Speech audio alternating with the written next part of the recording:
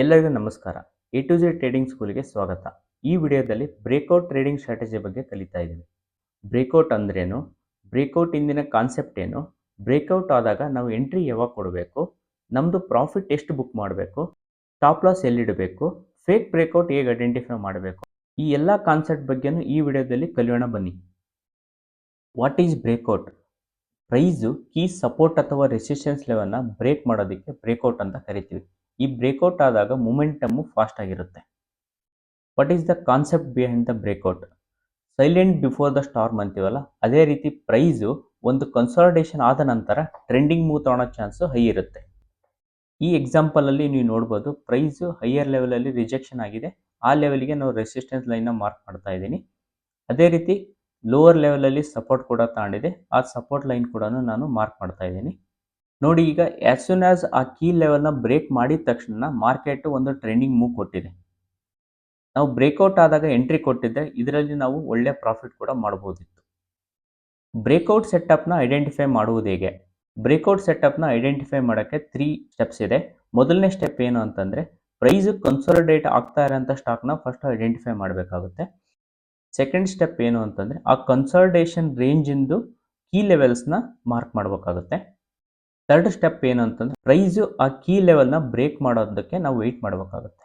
ಎಲ್ಲರೂ ಮಾಡೋ main mistake ಏನು ಅಂತಂದರೆ, ಪ್ರೈಸು ಕೀ ಲೆವೆಲ್ ಬ್ರೇಕ್ ಆದ ತಕ್ಷಣ ಎಂಟ್ರಿ ಕೊಟ್ಬಿಡ್ತಾರೆ, ಅದ ನಂತರ ಆ ಫೇಕ್ ಬ್ರೇಕ್ಔಟಲ್ಲಿ ಅವರು ಟ್ರ್ಯಾಪ್ ಆಗೋ ಚಾನ್ಸಸ್ ಹೈ ಇರುತ್ತೆ. ಬನ್ನಿ, ಫೇಕ್ ಬ್ರೇಕ್ಔಟ್ನ ಹೇಗೆ ಅವಾಯ್ಡ್ ಮಾಡೋದು ಅಂತಂದ್ಬಿಟ್ಟು ನೋಡೋಣ. ಒಂದು ಪ್ರೈಸು ಬ್ರೇಕ್ಔಟ್ ಆದ ನಂತರ we should wait for the momentum candle.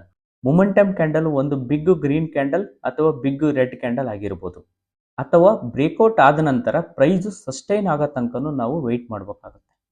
ಈ ಎಕ್ಸಾಂಪಲಲ್ಲಿ ನೀವು ನೋಡ್ಬೋದು, ಮಾರ್ಕೆಟ್ ಏನಾಗ್ತಿದೆ ಅಂದರೆ ಒಂದೇ ಲೆವೆಲಲ್ಲೇ ಕನ್ಸಾಲಿಡೇಟ್ ಆಗ್ತಾ ಇದೆ. ಆಗ ನಾನು ಸಪೋರ್ಟ್ ಮತ್ತು ರೆಸಿಸ್ಟೆನ್ಸ್ ಲೆವೆಲ್ನ ಮಾರ್ಕ್ ಮಾಡ್ತಾ ಇದ್ದೀನಿ.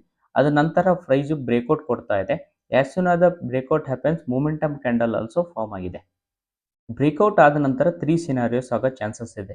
ಏನಂತ ಮೊದಲನೇ ಸಿನಾರಿಯೋ ಅಂತಂದರೆ, ಪ್ರೈಸು ಅದೇ ಅಪ್ಪುನ ಕಂಟಿನ್ಯೂ ಮಾಡ್ಬೋದು.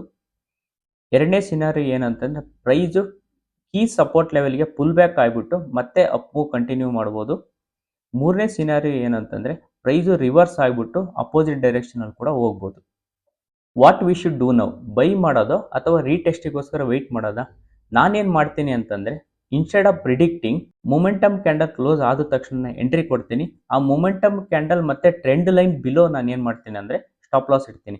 ಇದರಿಂದ ನಾನು 3 ಸಿನಾರಿಯೋಯಿಂದ ಸೇಫ್ ಆಗ್ತೀನಿ. ಮೊದಲನೇ ಸಿನಾರಿಯೋ ಏನು ಅಂತಂದರೆ, ಪ್ರೈಸು ಕಂಟಿನ್ಯೂಸ್ ಆಗಿ ಅಪ್ ಮೂವ್ ಹೋಯ್ತು ಅಂದರೆ ನನಗೆ ಪ್ರಾಫಿಟ್ ಆಗುತ್ತೆ. ಅದೇ ಪ್ರೈಸು ರೀಟೆಸ್ಟ್ ಆಗಿಬಿಟ್ಟು ಮತ್ತೆ ಅಪ್ ಮೂವ್ ಕೊಡ್ತು ಅಂದರೂ ಕೂಡ ನನಗೆ ಪ್ರಾಫಿಟ್ ಆಗುತ್ತೆ.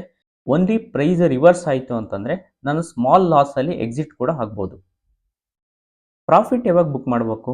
ಒಳ್ಳೆ ಕನ್ಸಾಲಿಡೇಷನ್ ಆದಮೇಲೆ ಮೊಮೆಂಟಮು ಜಾಸ್ತಿನೇ ಇರುತ್ತೆ. ಸೊ ಅದಕ್ಕೋಸ್ಕರ ನಾವು 1:2 1:3 ನಾವೇನಾದ್ರು ಪ್ರಾಫಿಟ್ ಬುಕ್ ಮಾಡಿದ್ರೆ ನಾವು ಇನ್ನೂ ಪ್ರಾಫಿಟ್ನ ಮಿಸ್ ಮಾಡೋ ಚಾನ್ಸಸ್ಸು ಹೈ ಇರುತ್ತೆ.